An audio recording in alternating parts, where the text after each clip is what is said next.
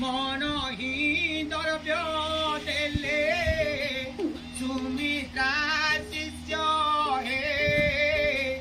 सुमित्रा शिष्य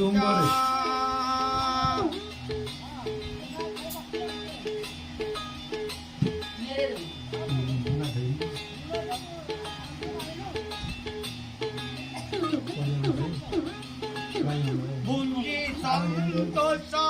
सीता राम पहुरी